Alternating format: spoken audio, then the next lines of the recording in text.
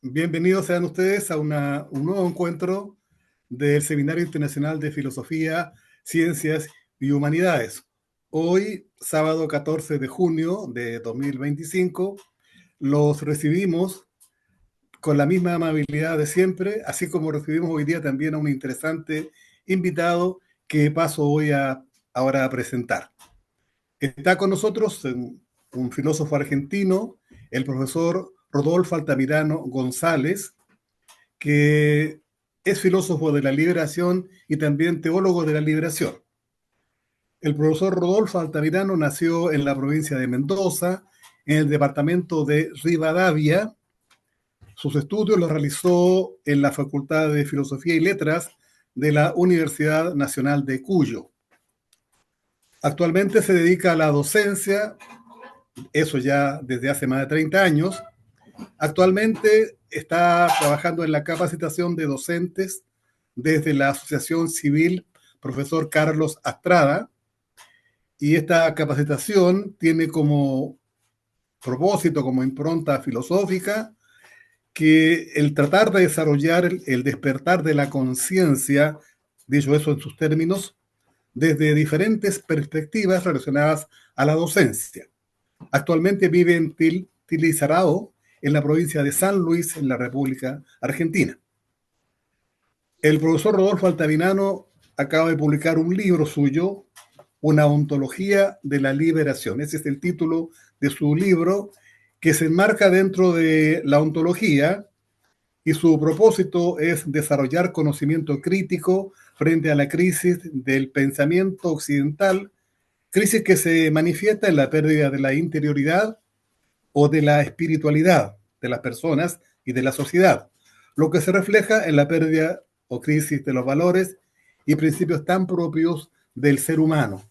El libro que nos ofrece el profesor Rodolfo está inspirado en la obra de Martin Heidegger, Historia del Ser, y es un libro, esta antología de la liberación, que está abierto al entendimiento de todas las personas, no está sujeto a un previo conocimiento filosófico, sino más bien es previo a la experiencia personal y colectiva de lo que vivimos las personas en el día a día. Este libro consta de 3 partes que yo podría mencionar ahora, pero prefiero dejar que sea el mismo profesor Rodolfo Altamirano quien nos cuente de su libro y de qué consta cada una de las partes de su obra. Así es que, sin más preámbulos, dejo con ustedes al profesor Rodolfo Altamirano González. Adelante, Rodolfo. Muy buenas tardes a todos. Muchas gracias por el espacio y por esta valiosa oportunidad de poder compartir mi obra, que fue publicada el año pasado a fines. Es mi primer libro, debo decir, producto de una cantidad de más o menos de 6 años de investigación, de lectura, de trabajo sobre la historia del ser de Martin Heidegger, y que viene a decantar luego en el título que tiene y en la perspectiva que le terminé dando. Como ustedes ya saben, ya se ha escuchado, el libro se llama Ontología de la Liberación. Y antes de empezar a hablar específicamente del libro, yo quisiera dar una aclaración, o sí, una aclaración sobre por qué Ontología de la Liberación. Como bien ha leído el profesor Melardo, yo soy filósofo de la liberación, teólogo de la liberación, es decir, 2 columnas que están relacionadas, por supuesto. El pensamiento de la liberación desde la filosofía, que nos hace recordar a Enrique Dussel, por un lado, y por otro lado, la teología de la liberación como un pensamiento teológico que nos hace pensar en Gustavo Gutiérrez, por ejemplo, o Leonardo Boff. Son 2 columnas importantes que plantean una perspectiva de liberación, desde lo político, desde lo económico, desde lo social, y por otro lado, desde lo teológico, ¿no? Una perspectiva diferente a la iglesia en sentido conservador, la iglesia romana. Y ambas corrientes plantean justamente la liberación de la dogmática, del eurocentrismo, de planteos patriarcales, plantea la liberación en sentido de una construcción de la lucha por las minorías, etcétera. Pero a lo largo de los años, por experiencia, voy viendo que es difícil llevar a la praxis concreta una filosofía de la liberación y una teología de la liberación. Una praxis que muestre la posibilidad de la transformación social y la transformación a nivel religión. ¿Pero por qué? Me pregunto. Y voy entendiendo desde mi perspectiva, desde mi punto de vista, que hay una gran crisis de interioridad en los sujetos, en los colectivos. Y esa crisis de interioridad, es decir, esa incapacidad de reflexión interior, hace que sea difícil acceder a una praxis, tanto desde la filosofía como desde la teología. Nos cuesta llevar adelante esa praxis porque tanto como Gustavo Gutiérrez lo escribe en su libro Teología de la Liberación, tanto como uno puede leer y percibir en Enrique Dussel cuando habla sobre el compromiso de la lucha social, uno percibe que no se puede acceder a eso si no es desde el corazón, si no es desde una convicción interior.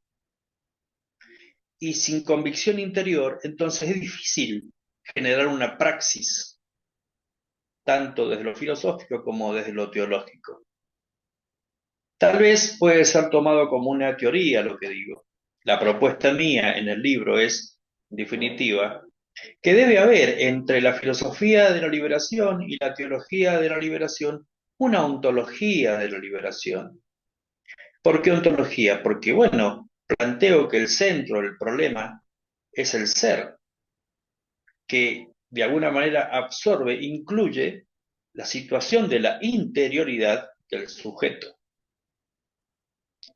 Creo que hay una gran crisis ontológica a nivel occidental que no nos permite entonces acceder a dar un paso de compromiso concreto dentro de los colectivos que siempre de alguna manera discuten y debaten el cómo desarrollar reivindicaciones en las minorías, reivindicaciones en los pobres, reivindicaciones en la miseria, reivindicaciones en políticas económicas que generan la pobreza a nivel estructural o desde lo teológico, estructuras teológicas que hacen que las personas en definitiva no crezcan espiritualmente, sino más bien sencillamente como ovejas dentro de un matadero. En fin, lo que planteo en la ontología de la liberación entonces es la posibilidad de que hubiese un término medio entre la filosofía y la teología que auxilie justamente a la praxis. Por eso se llama ontología de la liberación. Segundo, para hablar técnicamente ya del libro, el libro tiene tres partes. Hay una primera parte que es un compendio de diferentes artículos que uno los puede leer independientemente de uno, es decir, no hace falta leerlo desde el 1 al 100, sino que uno puede ir leyendo y tranquilamente puede ir saltando a otros. O sea que tiene una lectura libre, está liberada. Y cada texto plantea la problemática del ente y del ser dentro de un marco ontológico y una gran crítica sociopolítica de la cultura, de la moral, de la religión, de la educación. Esa es la primera parte. Y la segunda parte es un manifiesto que invita a la praxis, que invita al compromiso, de una forma muy poética. muy retórica. Y la tercera parte es otro compendio de aforismos, más o menos unos 100 aforismos, que tienen la intención de, yo le digo que son una especie de elementos eléctricos que tienen la intención de hacer que el lector, cuando lo lea el aforismo, que también los puede leer independientemente unos de otros, eh, lo haga pensar, lo haga rebobinar, lo desconstruya, lo desestructure de una moral, de una cultura, de una política conservadora, estructurada, que lo libere en definitiva. Y que eso sea un motivo de generación de conocimiento crítico. Siempre todo esto, ¿no?, hacia la praxis. Por lo tanto, el libro es un planteo de auxilio hacia el ser para generar con creatividad, para generar acción, praxis, realmente desde la liberación. ¿Por qué historia del ser? ¿Por qué tomé historia del ser? En su momento, hace 6, 7 años, cuando adquirí el libro, cuando lo empecé a leer, primero que me doy cuenta de que es un libro sumamente importante y a veces es bastante críptico, y el saber de que es el antecedente de Han Hun Zeit, de Heidegger, me inquieta, me llama mucho la atención, me da la sensación de que es muy importante entender el libro y poder acceder de una manera mucho más clara. Entonces me tomé el atrevimiento de transcurrir varios años leyendo, analizando, subrayando, sacando frases, para poder reinterpretar lo que Martin Heidegger nos quería estar diciendo en Historia del Ser, para que luego de pronto tal vez un estudiante de filosofía eh, pudiera entenderlo de una manera más cotidiana, más ordinaria, digámoslo así. Eso sería la presentación técnica, de alguna manera, de este libro. Ahora, para presentar el libro, he decidido, de alguna manera, hablar de la introducción, en realidad, que se llama La preocupación, en donde, bueno, desarrollo, obviamente, la preocupación que nos trae este libro. La preocupación de una ontología de la liberación la podemos dividir en 4 partes. Nos preocupa una sociedad que actualiza, una sociedad desde el conocimiento, ¿no? Una sociedad del conocimiento que actualiza y pega sin interés de un esfuerzo de una expresión libre y genuina del pensar propio. ¿Qué quiero decir? Que por ahí hay una sensación de como que no hay una generación de conocimiento nuevo, crítico, desconstructivo, sino que hay una marea de actualizaciones permanentes de otros autores que, si bien hablan de deconstrucción y hablan de pensamiento crítico, pero no surge en los pensadores del siglo XXI una mayor, tal vez, producción de conocimiento crítico personal, propio. Es preocupante porque, en definitiva, lo que está ocurriendo es que el ser está callado, pensando en la frase de Heidegger, ¿eh?, la casa del habla. La segunda preocupación es la enajenación colectiva que sufren los sujetos, que les cuesta horrores, ¿no?, conectar con el otro. Y en esto voy a actualizar algo que he estado conversando hace muy poquito con otras personas, eh, en lo cual hay digamos, he disentido, porque se habla mucho del colectivo, de la importancia del colectivo. De hecho, bueno, no sé si ustedes la han visto, pero en Argentina la película o la serie de Eternauta en donde salta fuertemente la frase, no nos salvamos solos. Y está bien que el colectivo sea importante, y está bien esto, ¿no? Es decir, ahora, el problema es que si hablamos de colectivo, de colectivo, de colectivo, hay una probabilidad de que nos enajenemos dentro del colectivo y que perdamos de vista la posibilidad del liderazgo. Es decir, si no hay liderazgos importantes, el colectivo se queda encerrado en esa lógica de masificación. Yo lo digo esto de una manera simbólica, colectivo, ¿no? El micro, el autobús, está bien, pero ¿quién lo maneja? O sea, no lo manejan todos los que están sentados en el ómnibus, en el colectivo, en el micro. Lo maneja alguien. Alguien sabe cuál es la dirección, hacia dónde hay que ir. Entonces, esta cuestión de la enajenación del sujeto en lo colectivo nos lleva a preguntarnos si estamos frente a un momento en donde se nos están yendo los líderes en el pensamiento me refiero.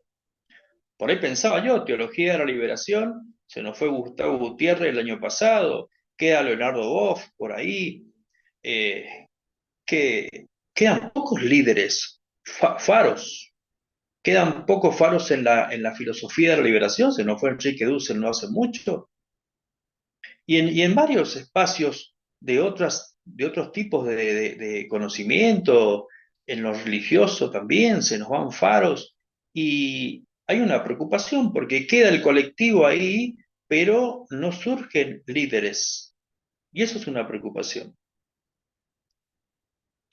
Una tercera preocupación es la pérdida del valor de la subjetividad como seno de las emociones y el canal del desarrollo cognitivo. ¿Qué quiero decir con esto?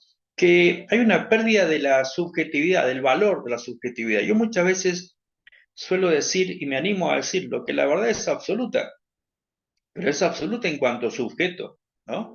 Cada sujeto, cada uno de nosotros tiene una verdad y que, bueno, si uno se convence de esa verdad propia y la analiza prudentemente, por supuesto, con coherencia, con cordura, y uno dice, bueno, esta es mi verdad, y esta es la verdad que yo quiero predicar, que quiero plantear, que quiero desarrollar, y esa verdad en términos subjetivos es absoluta, como la tuya, como la mía, como la de los demás.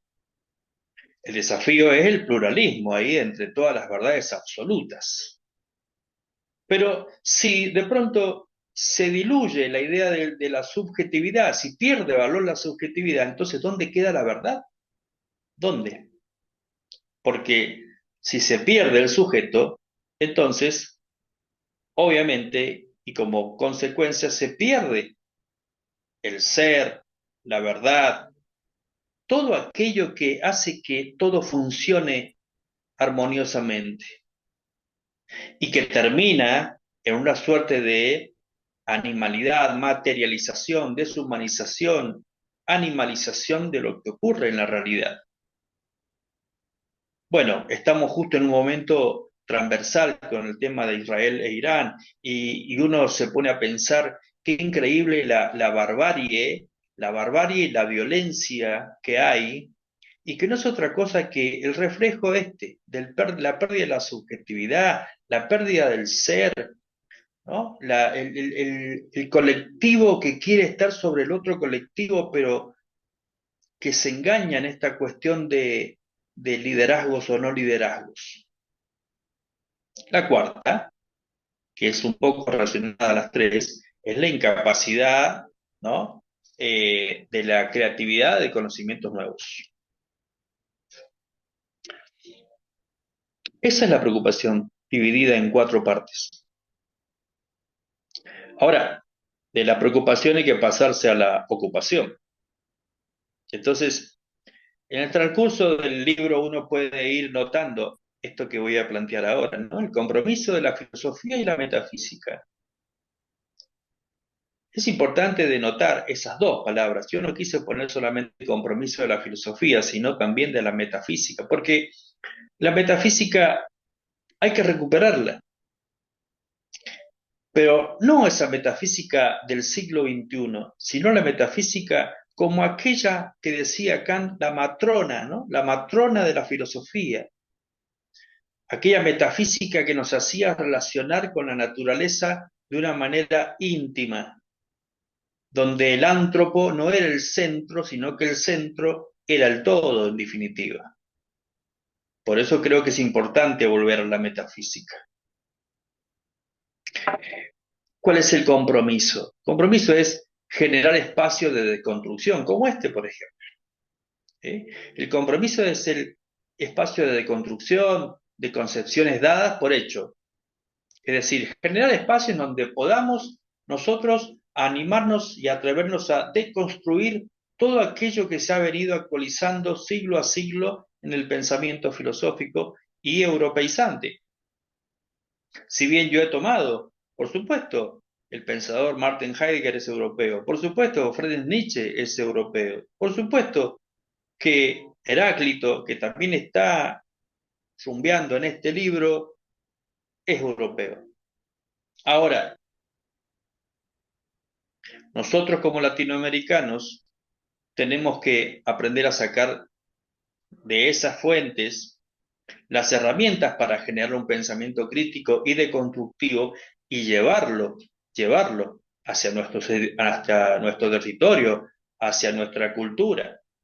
Digamos, una crítica ontológica, una crítica filosófica, una crítica teológica, tiene que ser de alguna manera atravesante de la cultura originaria, de la cultura tuya, de la cultura mía.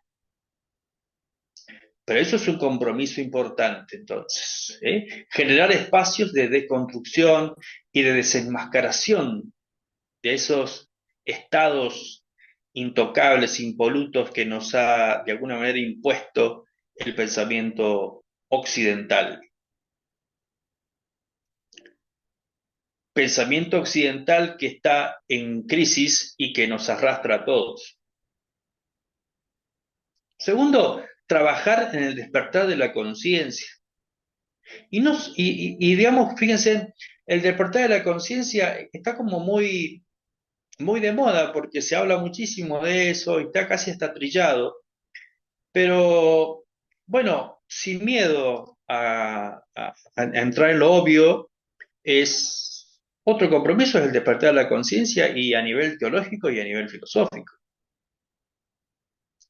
Es importante este tema, muy importante, porque nos lleva al planteo tal vez de Zubiri respecto a la conciencia. Nos lleva al planteo de la fe en cuanto teológico, en cuanto al tema de la gracia, y nos vamos hacia Santo Tomás un poco. Tal vez nos centramos más en San Agustín, pero nos hace pensar el tema de la conciencia en un espacio en donde es necesario despertarse. Rápidamente quisiera plantear dos situaciones prácticas para entender lo que estoy queriendo decir. ¿Qué es despertar de la conciencia? Bueno, sí, está bien, despertar la conciencia, pero ¿qué estamos queriendo decir con esto? Bueno, a ver, para las personas de fe, las personas creyentes, la conciencia es el espacio de Dios. Y si nosotros definimos la idea de Dios desde tal vez una perspectiva judeo-cristiana, Dios es creador, aunque la idea de creador está en todas las culturas étnicas, comunidades originarias, que sí me plantean que ese Dios, tal vez divinificado en diferentes dioses, es creador, es creativo. Por lo tanto, si yo despierto la conciencia y si ese Dios está ahí en esa conciencia, lo estoy despertando a Él en definitiva. Y se genera toda esta dinámica y esta mecánica de creatividad. Una conciencia dormida no crea, una conciencia despierta comienza a crear, comienza a caminar, a desarrollarse. Porque, digamos, se supone, para no ser dogmáticos en ciertas cuestiones, se supone que hay un Dios que se despierta y que genera en mí una conversión y una interioridad capacitada para la creatividad. Ahora, Para los que no creen y no están en esa perspectiva, la conciencia también es el espacio en donde está vinculado el sujeto con la realidad. Y se da una cierta filosofía, por supuesto, en eso.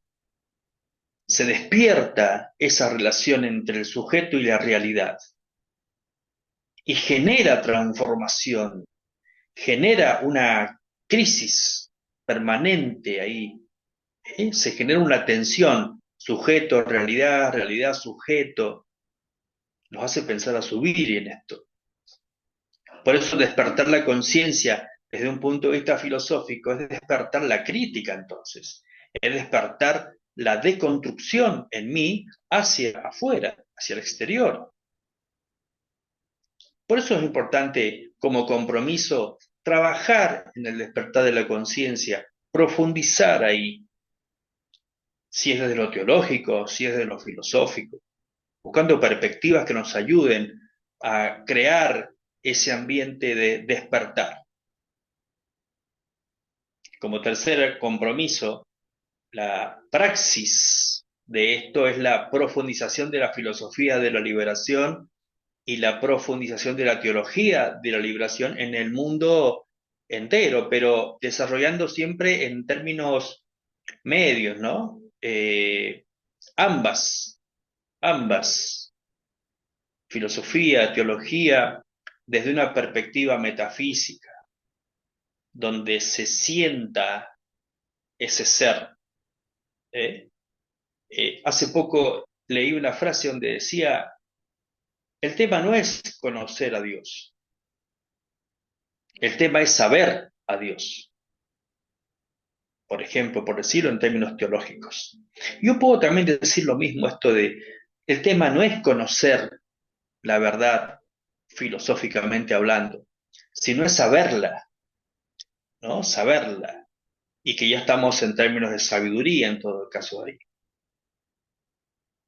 Entonces, bien, tres compromisos entonces. La deconstrucción, el trabajar en el despertar de la conciencia y unir las praxis filosóficas y teológicas desde una perspectiva metafísica.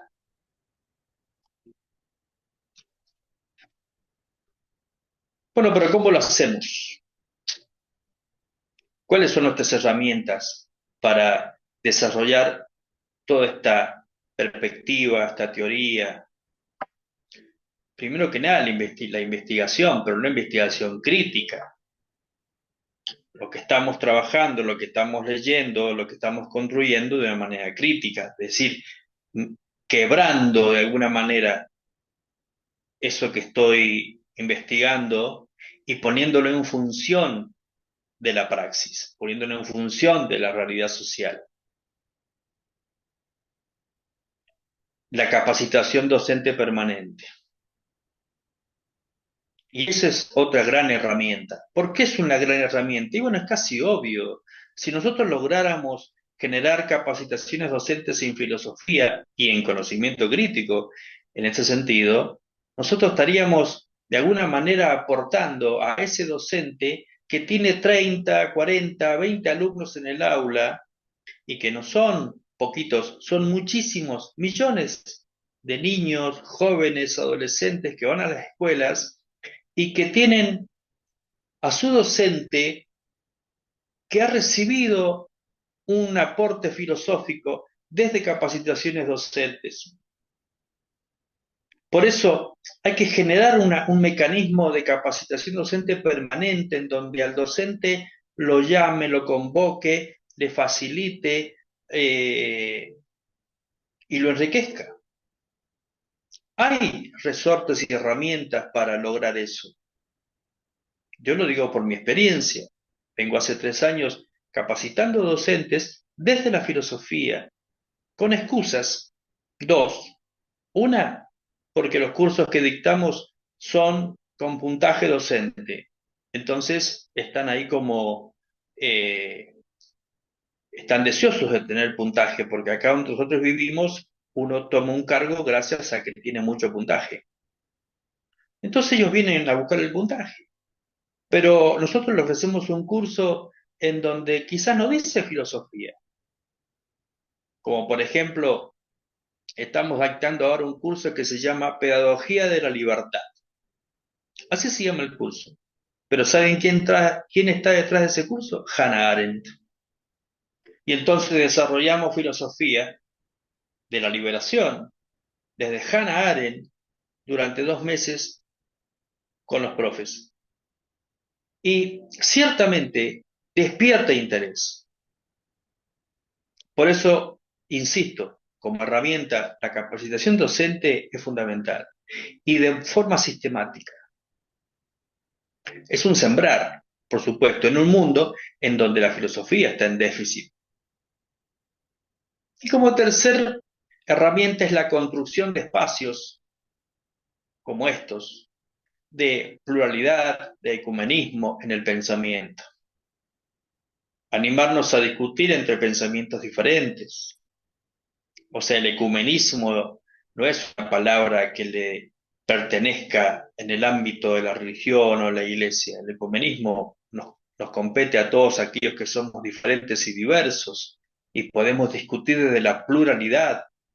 Entonces puede discutir un Platón contra un Aristóteles, puede discutir un Zubiri con un quizás pragmático, pero discutir entre nosotros de una manera crítica, que no significa destructiva, sino constructiva, para que pueda servir eso a la transformación de la realidad. Creo que decía Carlos Marx, si la filosofía no sirve para transformar la realidad, entonces no sirve para nada. Bueno, eso es un gran desafío. Pero no se puede transformar sin una interioridad. No se puede transformar si no hay un convencimiento interno de aquel que la quiere de alguna manera implantar, desarrollar, abordar. Por eso es tan importante la interioridad. Las metas. Bueno, a partir de las preocupaciones nosotros podemos pensar en las metas. Primer meta, generar sorpresa. Generar sorpresa. Cuando hablamos de filosofía con el otro y generamos una conferencia o damos un curso de capacitación, que el docente se encuentre con que el conocimiento que se le está dando de pronto lo moviliza.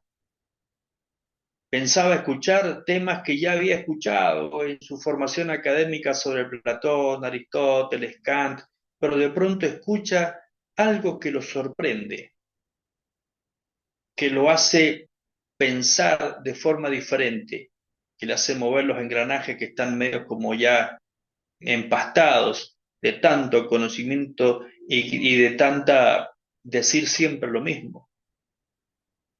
Despertar la movilidad interior como meta, por supuesto que sí, eso sería la banderada de las metas, la movilidad interior. Si no nos movilizamos interiormente, ¿cómo es que podemos hablar de cosas como estas? Generar la creatividad y despertar de la praxis de liberación. Una tercera meta. Generar creatividad. Empujar al otro a que piense, a que transforme, a que deconstruya, que se anime a jugar con las palabras, a faltarle respeto a la palabra dogmática, desde un posicionamiento propio, faltarle respeto a lo ya predeterminado, a lo que ya siempre se dijo y parece que no puede cambiarse. Y por cuarto, fundar un pensamiento crítico entonces. Fundar un pensamiento crítico, tal vez refundarlo porque ya tenemos pensamiento crítico, pero refundar ese pensamiento crítico y liberador, insisto, desde el interior de la persona.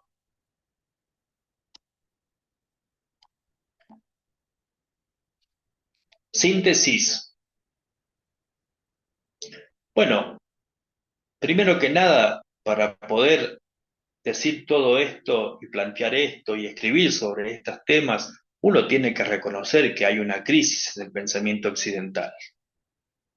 Si no lo hubiese, no podríamos estar diciendo que hay un déficit de filosofía, no solo en los colegios, sino en la gente, en las personas, en las personas de a pie, como solemos decir.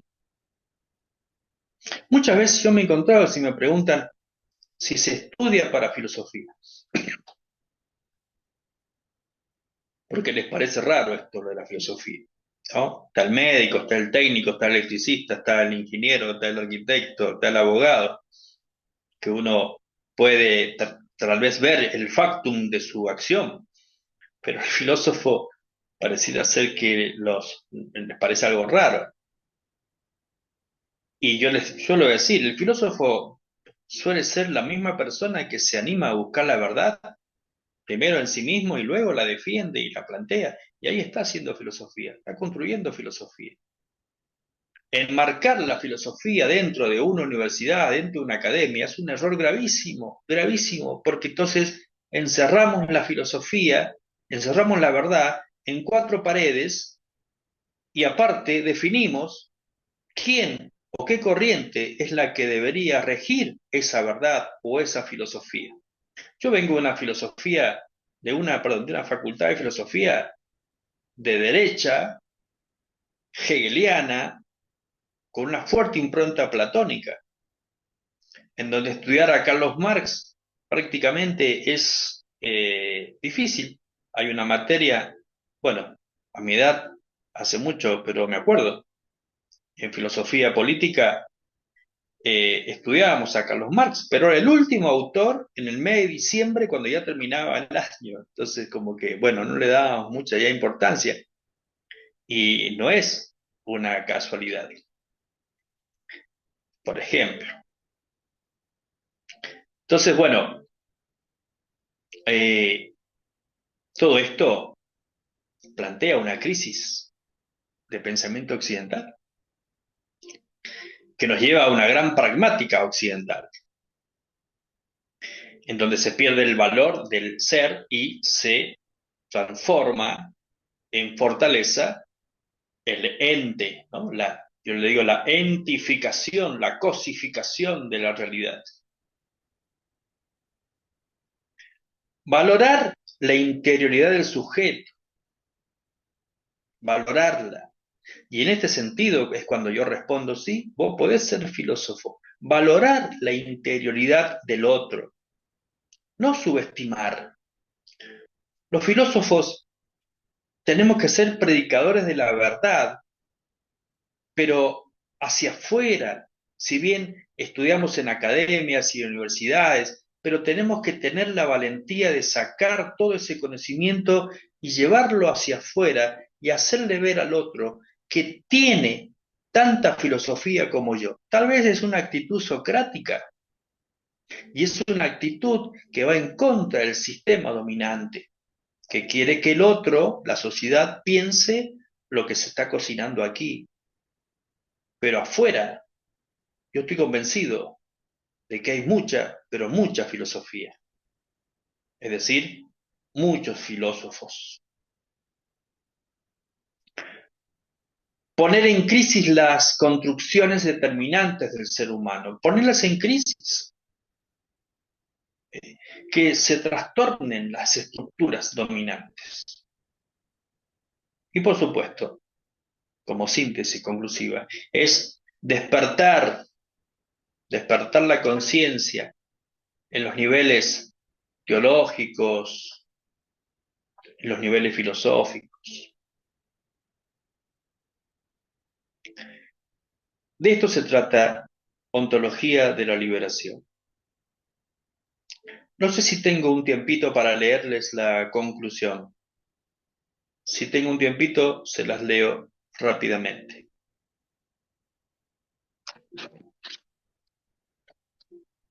La preocupación, así como inicia este libro con su introducción, es algo humano, natural, inmanente, axiológico y vitalista.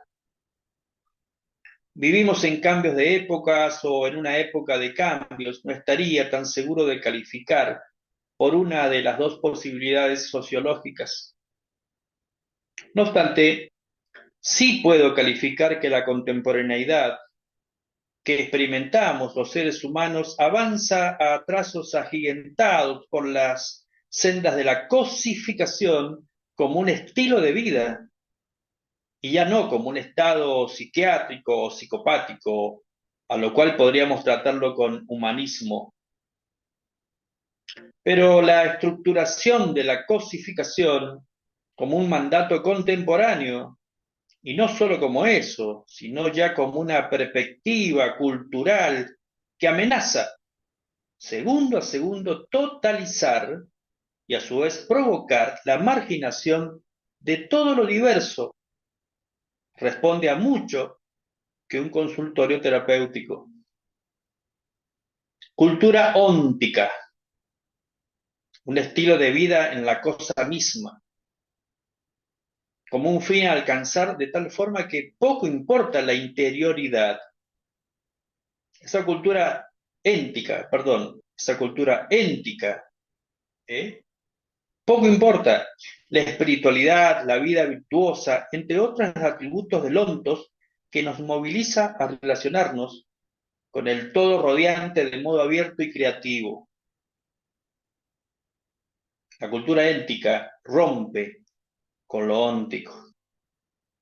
La cosa misma nos entifica, nos da razón de ser cosa, ente, objeto, tamizándonos en una corrupción del lenguaje donde corrompe la sustancia de las palabras de los conceptos. Las preocupaciones sociales que transitan nuestro planeta no podrán ser superadas desde vastos programas sociopolíticos y ambientales. Al menos solo podrán dejar claro que se está haciendo un crimen irreparable a la sociedad, a la humanidad, a la ecología, pero no más que ello. Se debe lograr llegar al interior de la realidad en su diversidad. Es la pregunta por el ser que hay que hacerse para llegar a darnos cuenta que la gravedad crítica del planeta no pasa por el ente, sino por la degradación del interior del individuo. Así como si se pudiera descontrolar el centro del planeta y desviar su eje gravitacional, así es lo que está pasando en el interior del ser humano. La cultura de la cosificación se esclaviza al ser en su dignidad, su libertad, su verdad, desequilibra la armonía, el eje gravitacional del ser humano, haciendo de él un ente alienado por las fuerzas del consumo, la versatilidad, la apariencia fáctica, el endioseamiento del éxito y el poder como estilo de vida, descarnado de lo verdaderamente humano. Por último, estos textos y aforismos vienen a intentar despertar las conciencias adormecidas con un lenguaje que interpreta, a abrir los ojos naturales y hablar con las palabras del ser. Tal vez no hayas escuchado o leído lo que aquí expongo, pero solo basta con dar un vistazo a las noticias del mundo para darnos cuenta que estamos frente a un nuevo totalitarismo, así como lo pudo ver Martin Heidegger en el nazismo de su Alemania. Yo visualizo un totalitarismo global donde a todos nos quieren llevar a la cámara de gas y así gasificarnos para quitarnos la corporeidad concreta de un ser que se expresa en valores y principios que contienen dos palabras que no podemos perder: libertad y dignidad. Ahora sí, te dejo la pregunta a ti. ¿Quieres ser? Muchas gracias.